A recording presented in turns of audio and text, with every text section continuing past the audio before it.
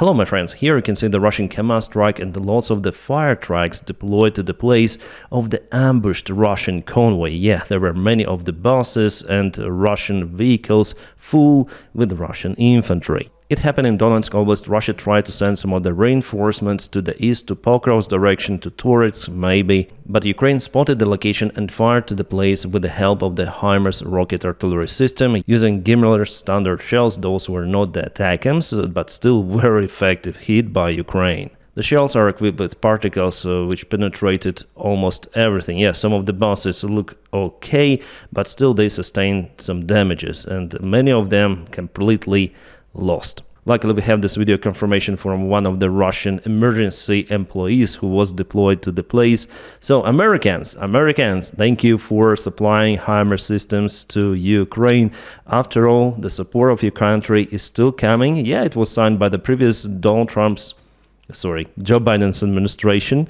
And I just hope that Donald Trump will continue the military support. However, I think that the chances for that are quite low. But we also have friends in Europe, and they're also concerned because they're very close to this war zone. So I'm sure that they will support Ukraine, continue the support no matter what. Well, sometimes Russian army trucks kaput themselves. For example, here it was the accident on the road. Again, the Russian Kamaz full of the supplies and infantry soldiers hit the local civilian vehicle. It happens lots of the time. The vehicle turned into cabrio. Adding to that, guys, there was the major strike on the Russian Buturlinovka military airfield and also the base of 899th Russian regiment, which is placed out there.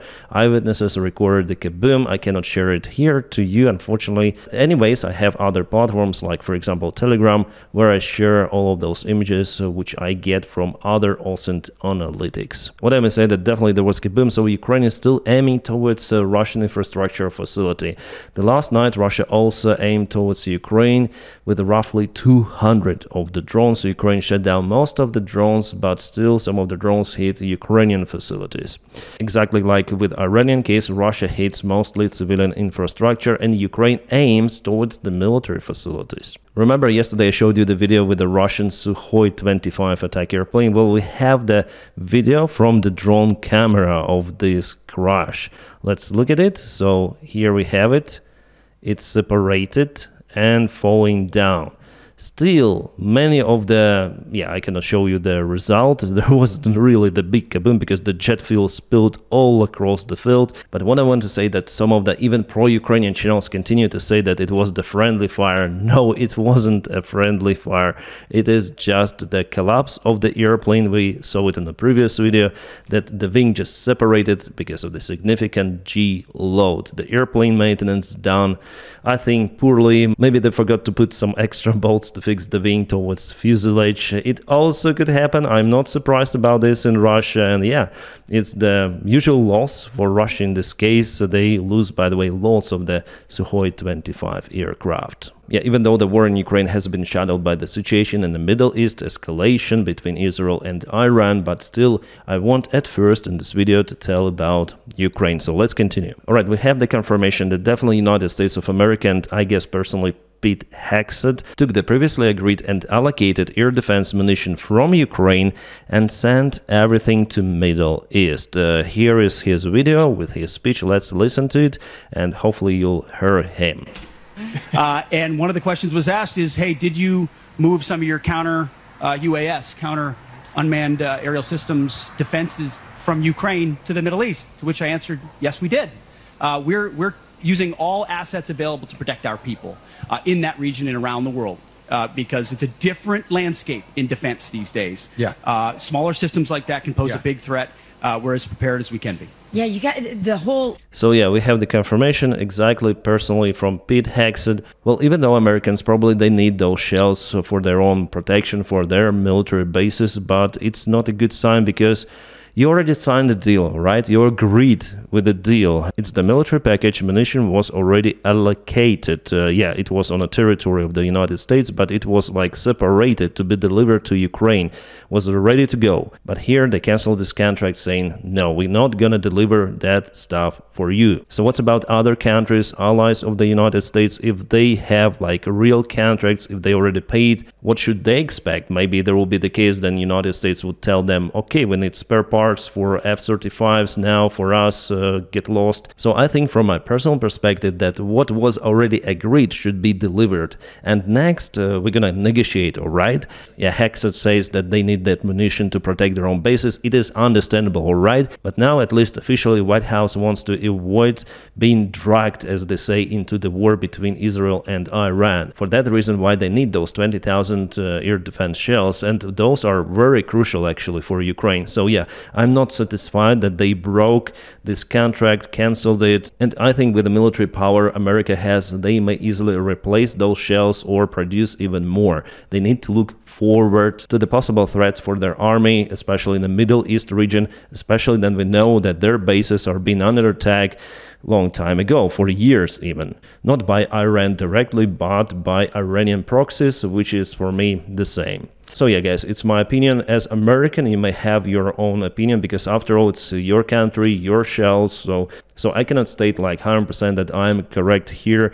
You may write, by the way, your opinion in the comment section just below. My friends, by the way, if you want to support the job that I do here on YouTube every day, you're very welcome to join me on Patreon or membership of the channel. Thank you so much for your kind support, your generosity. If you don't have the opportunity to support me in financial way, you may just press your huge like to this video and subscribe to the channel. By doing so, you really help YouTube algorithms to recognize my video and propel it elsewhere. Thank you so much for it. Alright guys, now let's go back to the front lines. We have the new video published by the Ukrainian military intelligence, and here's their operation using many of the drones, and they show how they demolished the Russian air defense systems. Let's look at it. So, you can see it. Yeah, the sound was added here, but anyways, yeah, I'm gonna eliminate the sound just for everything to be correct here. And here goes the drone. This is the Panzer 1S air defense system. And here it goes, the strike. It tried to run away, but no, it wasn't successful run away. Here we can see Buk. Yeah, this is the Buk air defense, and here goes the strike. Sadly, we don't have like surveillance drone flying nearby filming all the stuff from the altitude. It could be really nice, but in case of the FPV, then you see the signal lost. It means the signal is lost because of the kaboom. Nice job done by the military intelligence of Ukraine. Good, they're very capable, like for example SBU, which did their operation with Spiderweb. Yeah, Spiderweb was just outstanding. From what I understood, this happened in Zaporizhia Oblast, the southern part of Ukraine, occupied territories. There Russia also has significant losses, and by the way, we have some of the, I would say, not funny but black humor videos from the southern part of occupied Ukraine. I took this one from Обманутый Россиянин, that's the Russian opposition channel. The guy is doing fantastic stuff, telling the real picture of what is happening out there on occupied territories in Russia itself. I watch him all the time, he's very entertaining, and probably gonna put the link for his video right in the video description below, but he speaks Russian, and I guess I can tell you what is happening out there in English. So this is the Russian propaganda video. This guy in the glasses, sunglasses, he lost his son. He lives in Kherson Oblast. Probably he supported Russia or something like that, because his son went on fighting in this war but on side of Russia. So probably he's Ukrainian, but he thinks that he's Russian. And this is one more Russian official, probably one more, and they came all together to greet the guy because his son lost his life for Russia. So he obtains now this microwave oven craft. And we have the numbers here of the model. I'm gonna find it in internet. So here we go with this fantastic microwave oven. Absolutely great, and it costs less than 6,000 rubles.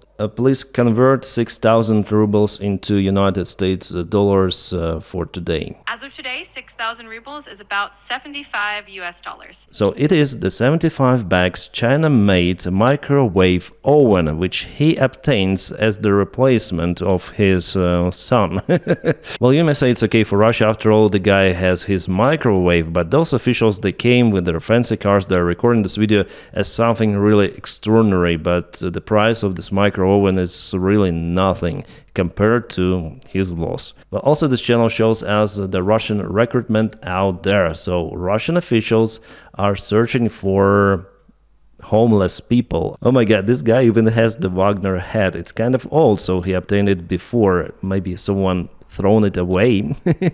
Here the Russian army representatives are walking there with some of the presents, food, maybe vodka is there, and some of the papers showing how good your life could be if you join the Russian army. Yeah, not just the Russian army, but the second army in the world. It looks like the situation is damn terrible with those midwaves. Well, it's one more reason for Russia to hire those immigrants from the ex-Soviet countries. For example, this one is from the Central Asian Republic, some of them, maybe Tajikistan, Kyrgyzstan, Uzbekistan, who knows. Here on this video he speaks with a huge accent, saying that he was hurt, and he really shows his wounds. He has his arm and leg shrapnelled, and he has no ability to walk any longer. He is bleeding. He used tourniquet with his dude, who is also from the Central Asian, some of those republics. They call to the local commander and tell their situation, that they need evac right now, that they've been wounded, they cannot walk. Yeah,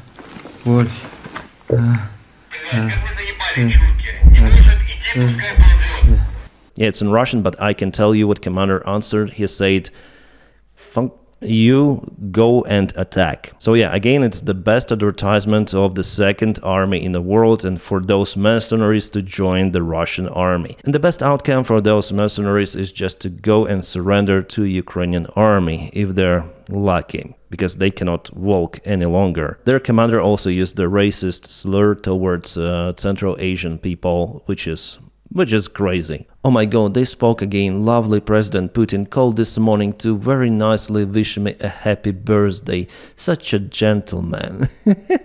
But to more importantly talk about Iran, a country he knows very well. And yeah, here goes the other bullshit. The main thing is the happy birthday. Happy birthday.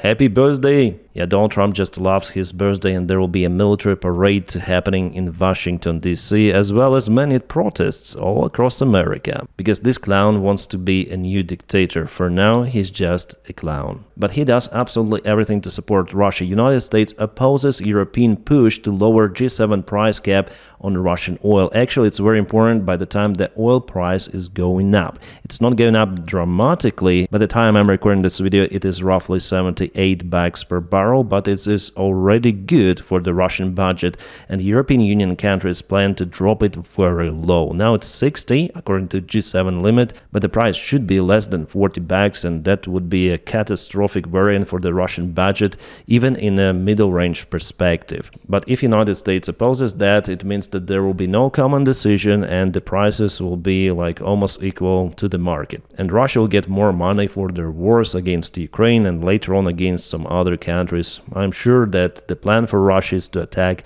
more countries in the future. A UK Prime Minister Starmer says that he is not willing to deploy the forces to Ukraine without security guarantees from the United States of America. We don't have the similar statement from France right now, because Macron was definitely determined to allocate the part of the forces to Ukraine, at least to the western cities, but it is also under the question from what I understood. Without the United States, the solution of deploying peacekeepers, or at least some of the instructors, is not working well. So I do not expect it to happen until Donald Trump resigns. If he resigns, because he might go in other way. Yeah, don't ask me in what way. He's just an old guy and he has lots of the stress with his job. So something could happen at this age. Just one of the variants. This is the map of the possible protests out there in the United States for today. People, they do not like Trump. I mean, majority. It is already understandable. Well, still 30-something% they approve Donald Trump's action, but it is only because they don't want to tell to themselves that they were wrong electing the guy. Inside, deep inside their soul, they understand that it's the shit show happening out there in the United States. Donald Trump failed with international politics. He already failed with economy situation out there in the United States. It deteriorates dramatically. With a new war in the Middle East, which Donald Trump failed to prevent, fuel prices will go up. There is the security crisis within the United States of America with illegal ICE actions, illegal deportations, and protests against everything of that. Those protests could also be harsh. If you take any sort of the aspect of the Donald Trump's action, he does everything to destroy not just the United States, but to ruin the world economy and stability. But I'm sure, my friends, that he will not be successful with that because of you guys, especially those who live in the United States. You will not allow it to happen. I trust in you. You're out there, guys, and you're just awesome. I would call it a really shameful day for Donald Trump and partially for American army, because they will be there on this clownish American military parade. Those parades only dictators have, but American people, they have their own parade, and this parade is against Donald Trump and his king ruling. Nice. And if you check out the official White House page, my friends, it looks like I'm on North Korean website or something like that. Happy birthday, Trump, Trump, Trump. Trump is our hero. So Kim Jong-un, Kim Jong-un, you're the brightest and the smartest leader. Guys, it's the freaking circus out there in the United States. It's beyond the bottom. It is not a sign of democracy any longer. It is a real cult. But again, majority people already, they do not support this idiot. Guys, a Department of Defense, United States of America, Happy Flag Day. Let's scroll to the bottom. People start to comment, so which flag are you supporting? Looks like Russian flag to me. Fucking... Yeah, you may say that those are just the color decorations, but on the flag day putting something similar to the Russian flag. Yeah, the colors are the same, but let's put them in a different order. Let's make Netherlands or French flag.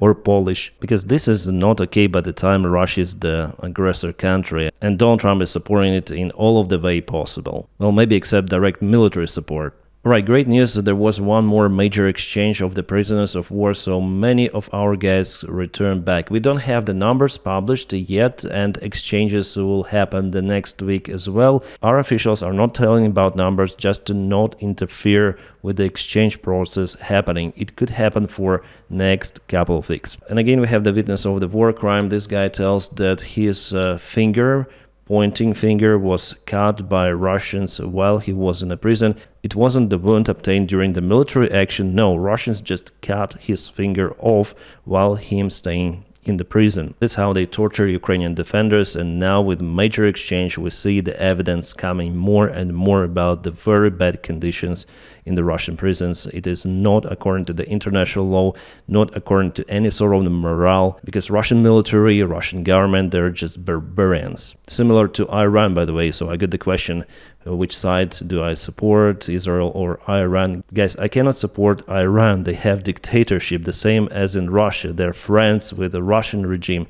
Basically no difference. They have their own fanatic ideology. Russia has their own fanatic Russian peace ideology. So it's basically the same stuff. So I'm against Iranian government and their military as well, but obviously not against Iranian people. And about the situation in the Middle East, again, Iran launched the missile strike on some of the territory of Israel, populated territories. Their objective is just to show that they're responding, but they cannot do the same what Israel already did to them, because Israel just beheaded their military command. Today we have the information, obtained the information that the deputy commander of the Air Force was also zeroed. This guy, his name was Harsov Hassani. So yeah, Israel continue its very precise operation to eliminate military command and the government of Iran. But Iran attacked some random places out there in Tel Aviv. Yesterday I streamed the event of the real attacks on Tel Aviv. Most of the missiles were intercepted, and those which reached the ground hit just random buildings, random facilities.